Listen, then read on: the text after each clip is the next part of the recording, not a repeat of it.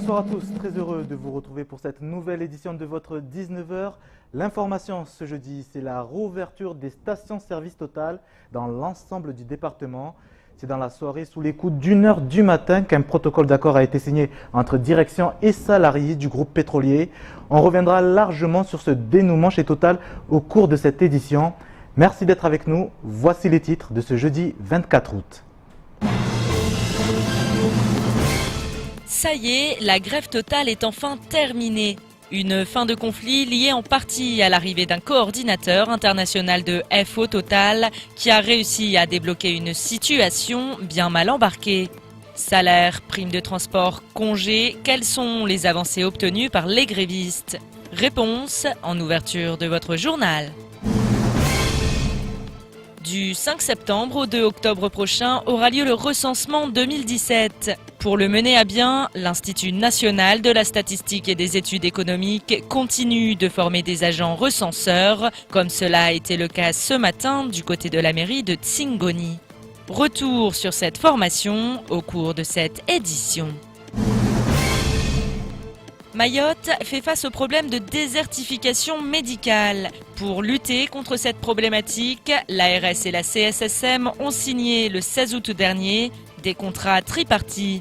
Objectif, formaliser la création des 2 premières maisons de santé pluriprofessionnelles de Mayotte. Reportage.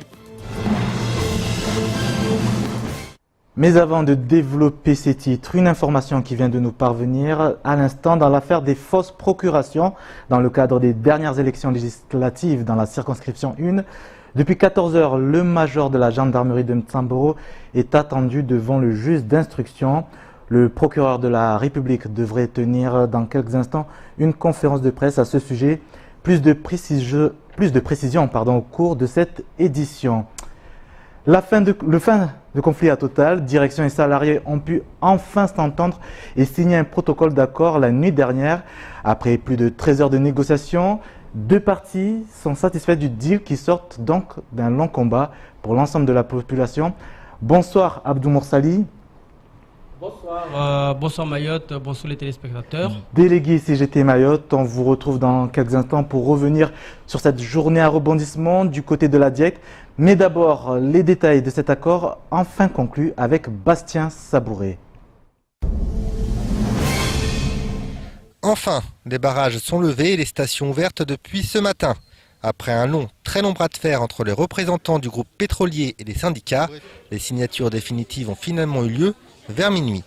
Le coordinateur Force ouvrière se félicite de cet heureux dénouement et juge l'action entreprise nécessaire.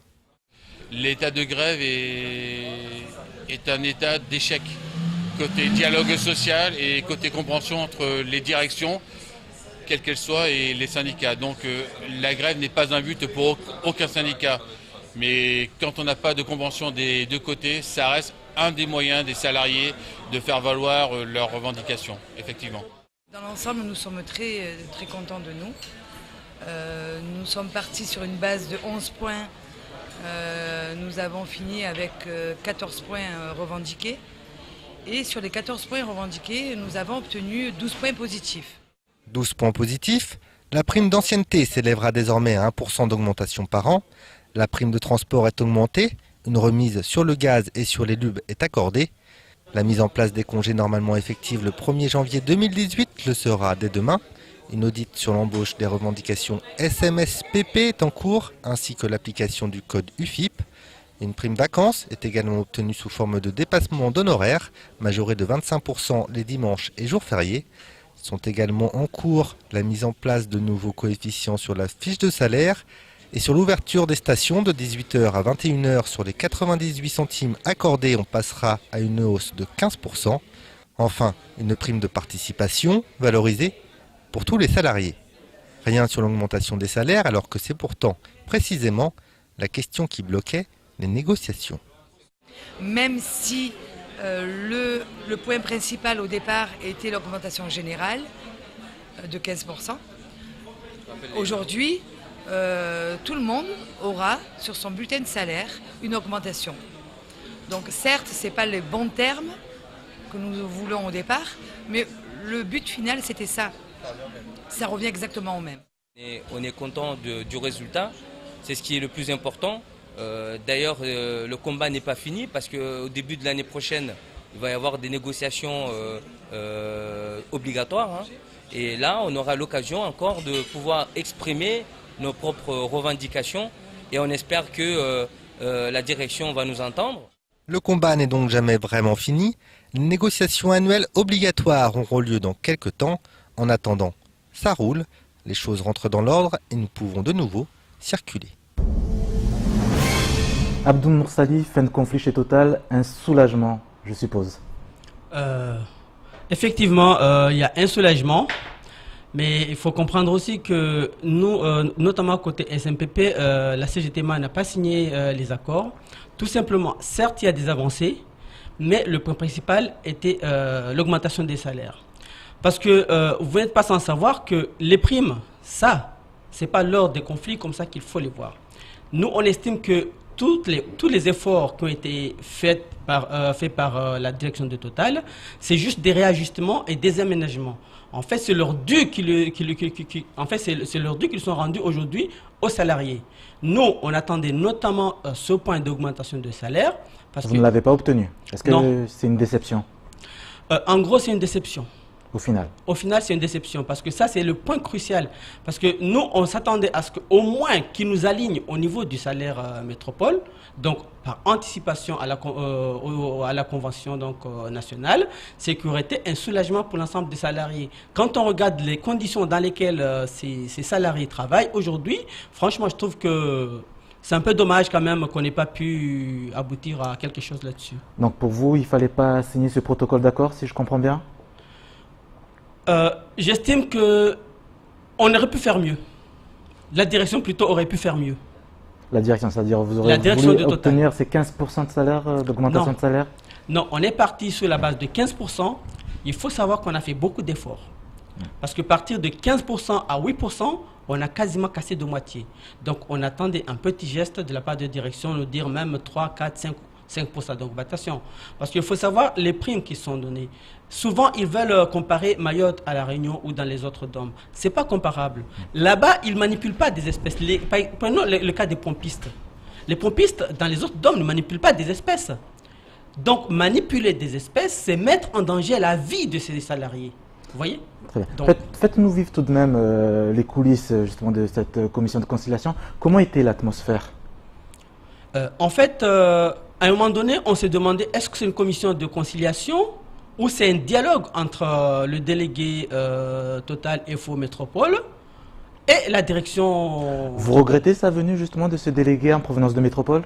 En quelque sorte, oui, parce qu'on estime qu'à la fin du compte, ce n'est pas nous qui avons mené le combat, mais c'est lui. Alors qu'il y avait bien matière, en ce qui nous concerne, notamment nous à la CGT, on est convaincus que le combat aurait pu être mené sans la personne en fait. Quelles vont être les suites dans ces cas? Nous, étant donné qu'on est des délégués, donc à l'intérieur de la SMPP, tout comme du Total, ils ont délégué à l'intérieur. Nous, on ne peut pas agir sans eux. En fait, nous sommes à leur écoute. Dès lors qu'ils décident de prendre une décision, on ne peut que se fléchir par rapport à ce qu'ils sollicitent. Parce que s'il y a un mouvement de grève, ce n'est pas à l'initiative des syndicats extérieurs, mais c'est à l'initiative de ces salariés. Donc c'est eux-mêmes qui vivent au quotidien le malaise, qui vivent les souffrances, qui vivent les bien-être s'il y a aussi dans ces sociétés. Donc de l'extérieur, on ne peut pas engager un mouvement dans une entreprise qui n'est pas la nôtre.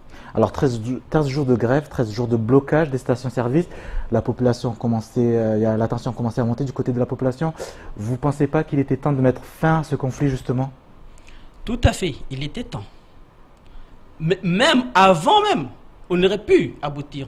Mais c'est le mutisme de ce directeur en fait. C'est comme si le délégué FO, c'est quelqu'un qui a été parachuté par la direction générale de Total juste pour faire genre. Vous voyez? Alors que toutes les négociations qui étaient menées, elles auraient pu aboutir sans même attendre l'arrivée de ce délégué. Quand on a eu la première réunion, la deuxième réunion, la troisième réunion, je pense qu'au bout de la troisième réunion, tous les points qui ont été accordés, qui ont été actés, auraient pu l'être sans pour autant attendre la commission de conciliation des conflits, sans pour autant attendre la venue de cette personne. Et pourtant, vous avez obtenu beaucoup de satisfaction, 12 points de satisfaction. Je pense notamment aux avantages sur les produits Total, les bouteilles de gaz, les produits d'entretien, indemnité de transport, des primes. C'est rien pour vous tout ça? Non, mais j'ai pas dit que c'est rien, c'est avancé. Mais il faut comprendre que c'est un ajustement. Quand on regarde de grandes sociétés à Mayotte, une grande société à Mayotte comme Total, qui a un monopole, qui est incapable de distribuer ses produits à ses salariés, il faut que ces salariés payent. Quand on regarde EDM, Sogea ou des grosses sociétés à l'instar de Total, qui eux, ils fournissent l'énergie gratuitement à leurs salariés, pourquoi Total ne ferait pas pareil? Mais pourquoi? La population reste tout de même soulagée de cette sortie de crise. Vous ressortez comment de cette crise? Non, mais il faut être honnête envers soi et envers tout le monde. Moi aussi, je suis soulagé. Parce que quand même, tout le monde dit qu'on a maintenu en fait en otage l'île. Non. Il faut comprendre deux choses.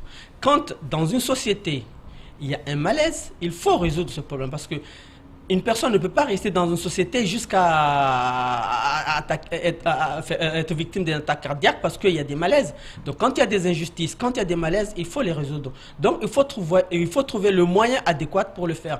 En dehors du dialogue social dans l'entreprise, il faut passer par les mouvements. Et c'est ce mouvement-là que les gens souvent ne comprennent pas, mais il faut qu'ils vivent. Il faut qu'ils vivent ces situations pour un jour peut-être les comprendre.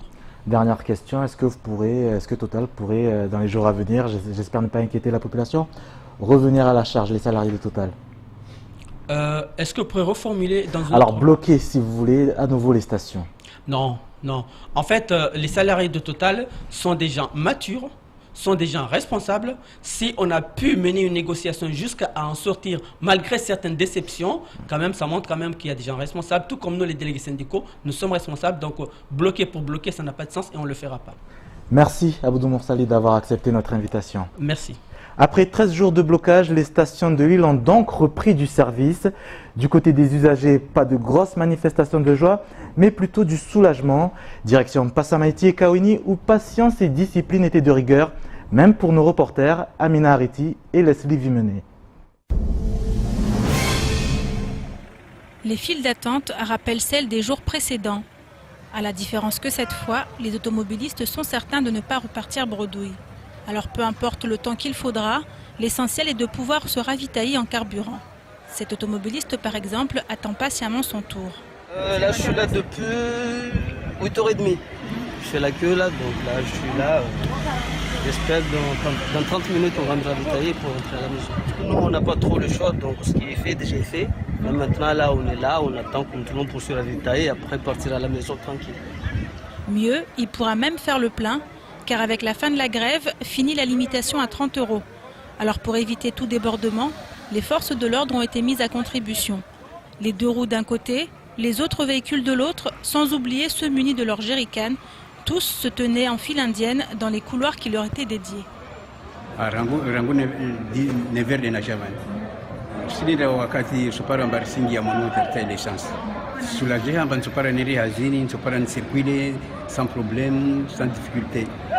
Le défilé a commencé par ceux roulant en gasoil, en attendant le remplissage des pompes distributrices de sans-plomb. Ce matin, la patience était donc toujours de mise, mais pour beaucoup, il était temps que la grève s'achève. Il faut dire que les 12 jours sans carburant n'ont pas été sans conséquences. Ça a gâché mes vacances et puis voilà. À chaque fois, il y a des grèves à Mayotte sans cesse, ça aboutit sur rien du tout. Il me reste plus de 3 jours là. Et puis, voilà, c'est fini. Un peu déçu? Très déçu. Du coup, je vais réfléchir avant de descendre à Mayotte. Si pour ce vacancier, la crise du carburant a été synonyme de plaisir gâché, pour d'autres en revanche, elle a tout simplement perturbé leurs besoins quotidiens. Ainsi, pas loin de ceux qui souhaitent ravitailler leur véhicule, il y a ceux qui veulent surtout du pétrole lampant. Une denrée dont ils ont été privés durant maintenant près de 2 semaines et qui à bien des égards leur est quasiment vitale.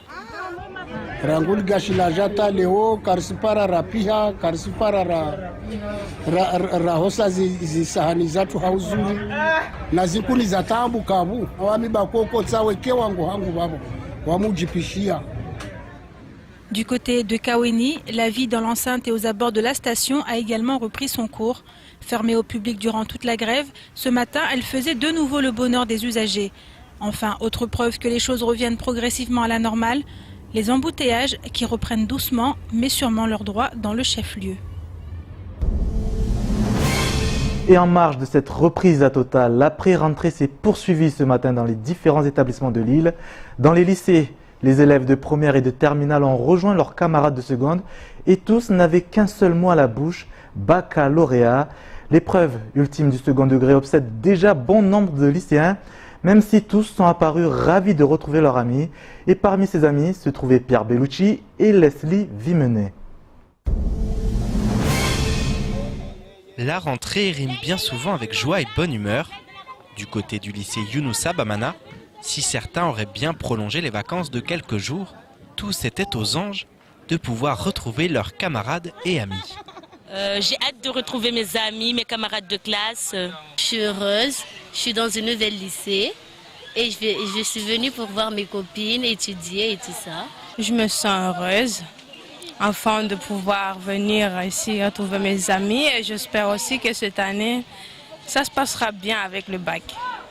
Le baccalauréat, une épreuve redoutée qui était clairement dans de nombreux esprits ce matin, et ce alors que les cours viennent tout juste de reprendre. De quoi gâcher la pré-rentrée des plus anxieux. Non, je ne suis pas vraiment contente parce qu'il y a le stress du bac. Un peu stressant puisque cette année c'est le bac, et puis c'est stressant parce qu'on a peur d'échouer et du coup on va travailler à fond cette année pour pouvoir réussir et pouvoir partir plus tard dans une bonne université. Avant de penser aux études supérieures, il convient de réussir cette nouvelle année scolaire. Même si pour cela, les élèves espèrent que les conditions seront toutes réunies. J'espère vraiment que cette année se déroulera bien et puis qu'il y aura moins de bandits qui viendront attaquer au niveau du lycée parce que chaque année il y a beaucoup de bagarres et c'est pas très rassurant. Durant toutes ces vacances, le vice-rectorat a travaillé sur les moyens permettant de sécuriser les établissements scolaires. Un préalable indispensable pour permettre aux milliers d'élèves du département d'étudier dans des conditions dignes de la République. Autre grand titre ce soir, la prochaine campagne de recensement. Elle se déroulera du 5 septembre au 2 octobre prochain. La dernière en date de 2012 a enregistré plus de 212 600 habitants dans le département. 5 années plus tard, la situation a bien évolué, mais les objectifs restent les mêmes. Mesurer les évolutions démographiques pour faciliter la mise en œuvre des politiques publiques. Direction Tsingoni, où se tenait ce jeudi une formation d'agents recenseurs. Reportage. À l'approche de la prochaine campagne de recensement, l'INSEE peaufine les derniers réglages. Ce jeudi se tenait une nouvelle formation pour ces agents recenseurs, des enquêteurs qui auront pour mission de collecter des informations auprès de la population. L'objectif, c'est de préparer les agents recenseurs pour leur donner toutes les informations, les outils pour qu'ils soient prêts à aller sur le terrain pour faire cette opération. Les missions des agents recenseurs, c'est de rentrer chez les ménages pour poser des questions et de demander combien ils sont dans les maisons, leur date de naissance et le lieu de naissance, etc. Et les remplir les fiches qu'on leur a données. Une enquête menée par l'INSEE en étroite collaboration avec les communes. Le recensement, une mesure utile et déterminante pour les acteurs publics, en raison la dotation globale de fonctionnement attribuée aux collectivités se base sur les chiffres recensés par l'INSEE. Ce sont donc des mairies pleinement engagées dans cette opération. Pour la commune de Tsingoni, le recensement est très important parce que justement nous sommes aussi impactés par cette problématique qui a été soulevée sur la population réelle, le nombre de la population ici à Mayotte. Donc le maire souhaite que tout se passe au mieux pour justement qu'on puisse avoir les chiffres réels de la commune et qu'on puisse répondre au mieux aux besoins de cette population. Des municipalités qui font d'ores et déjà appel à la collaboration des habitants dans le cadre de cette enquête. La mairie de Tsingoni fait appel à la population qui y réside afin que justement qu'on puisse avoir les meilleurs résultats. Et donc j'invite toute la population de la commune de Tsingoni à accepter les agents recenseurs chez eux pour justement qu'on puisse mener à bien ce recensement. Le dernier recensement en 2012 a enregistré 212 600 habitants à Mayotte. Pour cette nouvelle campagne, 500 agents recenseurs ont été recrutés dans l'ensemble du territoire. Début de l'enquête, le 5 septembre prochain. En politique, le feuilleton des élections législatives de la circonscription 1 se poursuit. Actuellement, au tribunal de grande instance, le major de la gendarmerie de Samboro est auditionné devant le juge d'instruction dans le cadre des fausses procurations. Avec nous sur ce plateau, Louis-Julien Allemand, bonsoir. Bonsoir. Conseiller de El Chakrina, votre sentiment tout d'abord sur cette dernière révélation? Écoutez, on attend. On attend. Il semble qu'il y ait quelques atermoiements. Alors, il y a, je crois, un gendarme qui est pour l'instant questionné. On attend de voir la suite.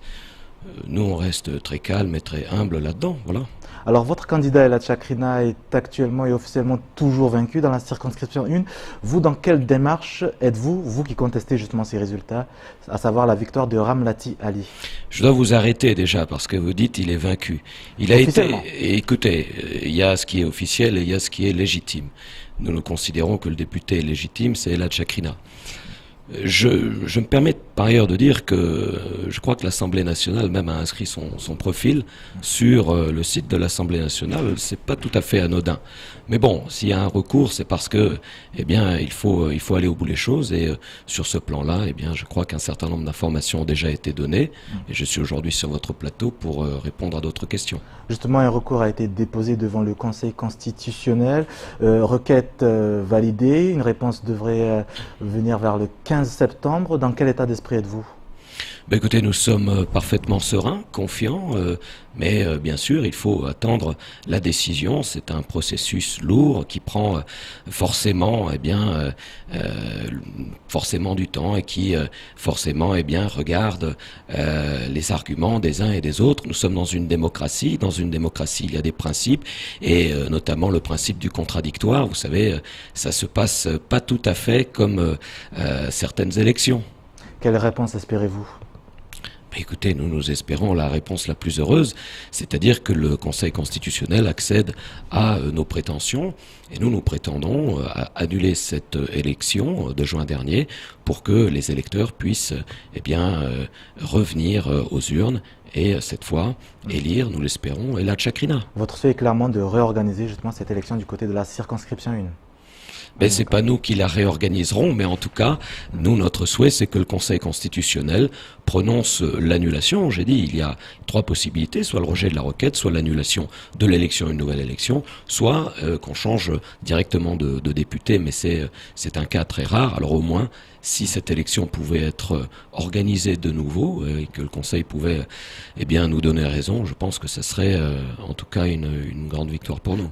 Depuis la fin des dernières élections législatives, on entend très peu votre candidat El Chakrina. Êtes-vous en contact avec lui? Ah oui, en contact, ça bien évidemment. Vous avez la gentillesse de m'appeler conseiller, même si c'est parfois un peu pompeux. Mais enfin, non, Elad, écoutez, il a un avantage, vous savez, c'est qu'il a un métier. Et donc, il fait son métier très tranquillement, très professionnellement. Et si vous permettez, je pense qu'il a droit à quelques congés aussi, même si la rentrée à Mayotte est relativement tôt. Alors voilà, nous en sommes là pour l'instant. Dans quel état d'esprit est-il? Je vous l'ai dit, il est dans le même état d'esprit que toute son équipe et lui, en tout cas, il est combatif, il est serein, il est confiant, il attend la décision. Il est prêt à aller jusqu'au bout dans cette affaire? Écoutez, aller jusqu'au bout dans le volet électoral, parce que c'est le volet électoral qui nous intéresse au premier chef. Après, le procureur qui fait une conférence de presse fait son travail de son côté. Mais de notre côté, nous, ce qui nous intéresse, c'est en premier lieu le volet électoral. Il faut absolument que la vérité éclate, il faut absolument que la justice éclate sur cette affaire. Et nous sommes sereins, mais nous sommes humbles. De quel œil analyse-t-il l'actualité de notre département? Alors je vous remercie, je vous remercie de me poser cette question. Écoutez, il s'est exprimé par le biais de son Facebook, je crois, il y a pas très longtemps, et notamment sur la crise du carburant. J'entendais tout à l'heure votre invité avec beaucoup d'intérêt, mais avec quelques désaccords quand même, et je souhaite dire par là qu'Elad, lui, a tout de même été un petit peu déçu que l'économie soit bloquée comme ça à ce point pendant si longtemps. Alors il y a des revendications qui sont très certainement légitimes, mais je crois qu'il faut faire des propositions parce que c'est pas possible de bloquer l'économie, c'est pas possible que des gens ne puissent pas aller au travail, c'est pas possible de tout ça. La première proposition, très rapidement, c'est un service minimum de l'approvisionnement, un service minimum qui pourrait être aussi un service minimum de la distribution si demain il devait y avoir une grève des gérants. Il y a aussi l'idée d'une action de groupe en exécution forcée, c'est-à-dire que les consommateurs devraient pouvoir se grouper pour directement obtenir justice, le cas échéant. Je crois que ces propositions, elles méritent d'être étudiées et reprises, le cas échéant, par nos élus. Mais si Elad demain est élu, il pourra les mettre directement en application. Très bien, merci Louis-Julien Allemand d'avoir accepté notre invitation. 19h26 sur Kwezi TV. Merci d'être avec nous. La santé au menu de votre fin de journal avec l'implantation dans notre département des MSP, des maisons de santé pluriprofessionnelles, des structures pour attirer notamment des médecins dans un département fortement en manque. Nos équipes se sont rendues dans l'une d'entre elles à Mamoudzou. Reportage à suivre en fin de journal. Mais avant, état des lieux du reste de l'actualité de ce jeudi 24 août. En bref, avec Pierre Bellucci et Leslie Vimenet. Le député Mansour Kamardine s'est rapidement exprimé suite à l'annonce de la fin du conflit total. Après avoir fait part de son soulagement, il a souligné que la solution trouvée ne reste que provisoire. Il souhaite ainsi que soient rapidement examinés les termes du protocole d'accord du 1er octobre 2003 encadrant la privatisation des activités d'importation, de stockage et de distribution de produits pétroliers à Mayotte, en particulier le respect par les filiales du groupe Total des engagements concernant l'ouverture de la distribution à des partenaires privés. Il appelle par ailleurs à l'organisation d'une réunion des principaux responsables, État, corps intermédiaire, chambre consulaire, CESEM, en présence d'Annick Girardin, ministre des Outre-mer, à l'occasion de sa venue la semaine prochaine à Mayotte. Une réunion qui doit permettre d'envisager les voies de résolution pérennes aux situations potentielles de blocage. Comme évoqué hier, suite à la grève totale, le CIDEVAM a dû interrompre la collecte des ordures ménagères dans certaines communes.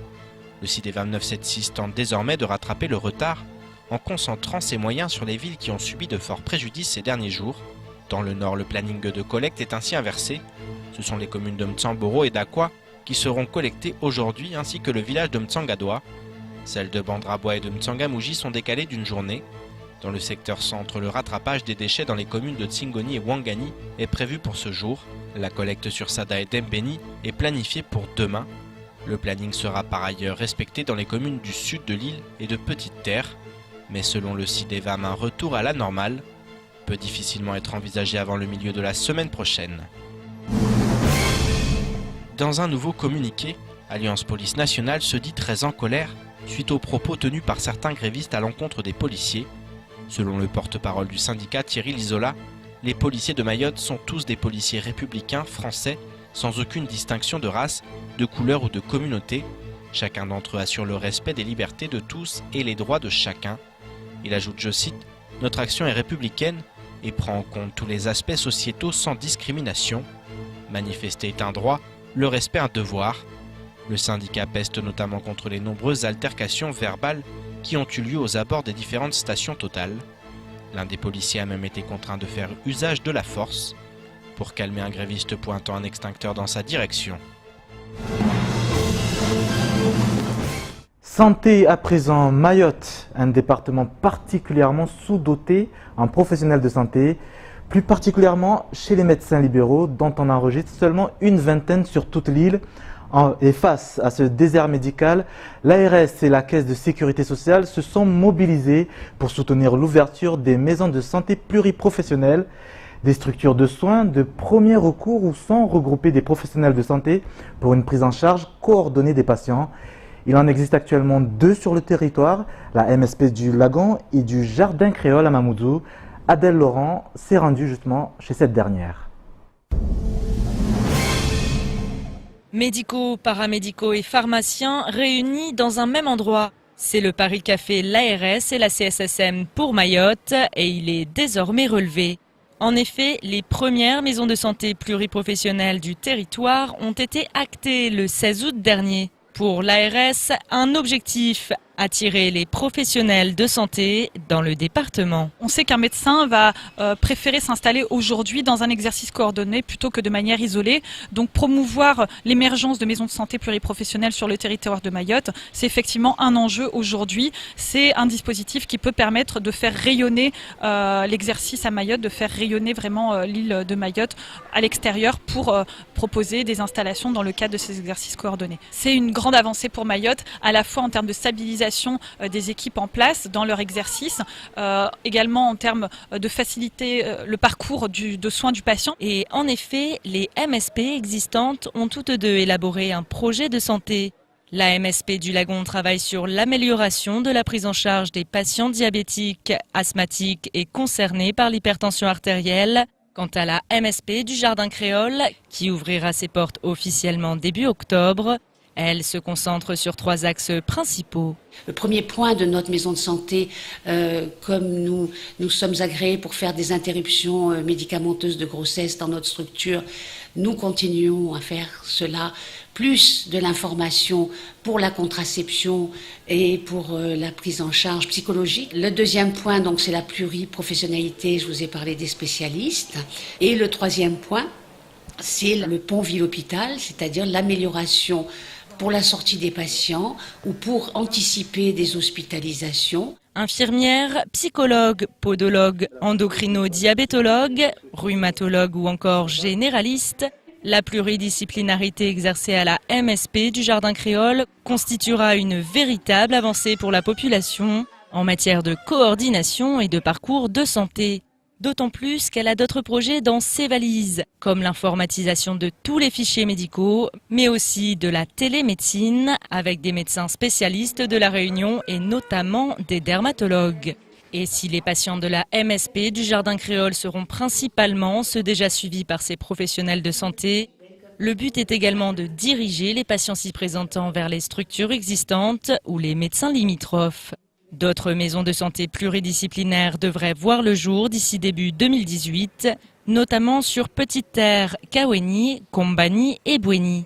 Une excellente nouvelle pour Mayotte. L'information de la soirée, c'est l'audition du major de la gendarmerie de Mtsamboro devant le juge d'instruction. Un gendarme entendu dans le cadre des fausses procurations lors des dernières élections législatives dans le canton Nord. Le procureur de la République devrait tenir dans quelques instants une conférence de presse à ce sujet. Plus de précisions lors de nos prochaines éditions. Ainsi va de l'actualité de ce jeudi. Merci de votre fidélité. Dans un instant, la rediffusion du temps de parole de ce jeudi, justement, Ouseni Balachi était l'invité de la matinale de Kwezi. Une matinale, la dernière de la semaine, à retrouver demain à partir de 6h, juste après le journal radio de Pierre Bellucci. Je vous donne rendez-vous avec le même plaisir à 19h pour un nouveau chapitre de votre actualité. Belle soirée à tous et à demain.